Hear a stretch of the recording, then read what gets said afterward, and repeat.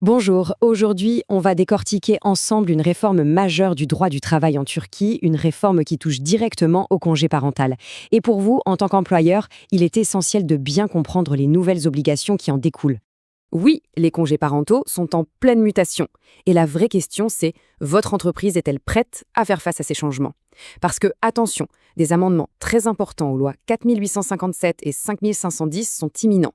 Voyons tout de suite ce que ça signifiait concrètement pour vous. On va commencer par le plus gros morceau, ce qu'on peut vraiment qualifier de révolution dans le congé de maternité. Ça concerne à la fois sa durée, qui est prolongée, et la flexibilité qui y est associée. Alors, regardez bien la différence. Avant, on était sur une durée totale de 16 semaines. Demain, on passe à 24 semaines. Ça représente 168 jours au total.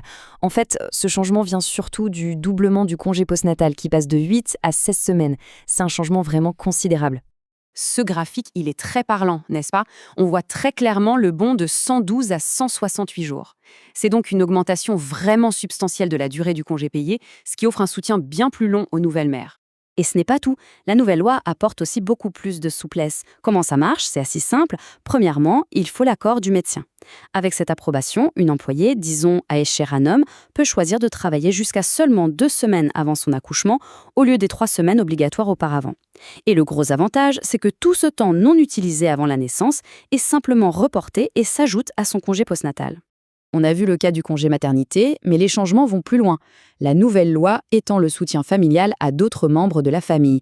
Voyons ce qui est prévu pour les pères et pour les parents d'accueil. Pour les pères aussi, c'est une excellente nouvelle. Le congé de paternité pour les salariés du secteur privé, comme Ahmed Bey, est tout simplement doublé. On passe de 5 à 10 jours. Ça permet enfin d'aligner leurs droits sur ceux des fonctionnaires.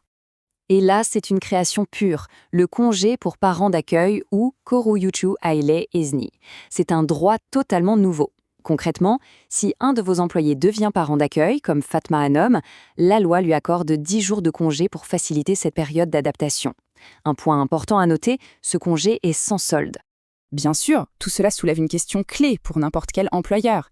Quel est l'impact financier de ces mesures? Et comment les paiements de la sécurité sociale, la GSK, vont-ils fonctionner avec ce nouveau système? C'est une question absolument centrale. Eh bien, la réponse est plutôt rassurante. Regardez ce tableau. Le point crucial, c'est que la période de prestation de la SGK a été étendue pour correspondre parfaitement aux nouvelles durées de congé. Pour une naissance unique, 24 semaines de congé, ça donne 168 jours de prestation.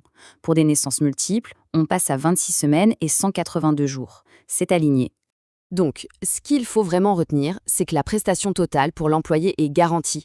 La durée des versements est tout simplement ajustée pour couvrir l'intégralité du nouveau congé.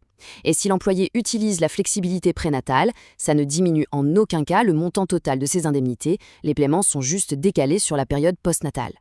D'accord, on a bien compris les changements. Maintenant, la question pratique. Quand est-ce que tout ça va entrer en vigueur? Et surtout, qu'est-ce que vous devez faire dès aujourd'hui pour vous préparer? Alors, voici où nous en sommes. Le projet de loi est déjà sur la table. On s'attend à ce qu'il soit adopté très prochainement, juste après les vacances de Bayram.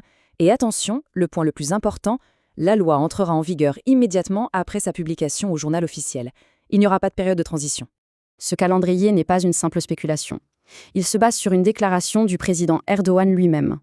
C'est donc le signal le plus clair qu'on puisse avoir. La préparation, c'est maintenant.